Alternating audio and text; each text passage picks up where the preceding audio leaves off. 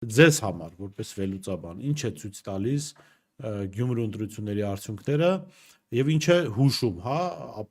առաջիկա խորհրդարանական ընտրություններին մենք ինչպիսի պատկեր կարող ենք ունենալ։ Գիտեք, ես չէի ցանկանա միանալ այն վերլուծաբաններին, որոնք Գյումրին համեմատեն համահայկական ընտրությունների հետ։ Օրինակ,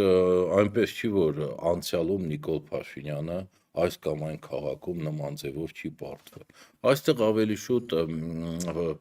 ոնց է, մենք գործ ունենք, որ տարբեր անձիկ եւ անցյալի անձիկ դեռ պահպանում են իրենց քաղաքներում, իրենց շրջաններում ինչ որ X հեղինակություն։ Դա դրանով է պայմանավորված։ Այնպես չի, որ չէ, ասենք այս մարդիկ ինչ որ քաղաքական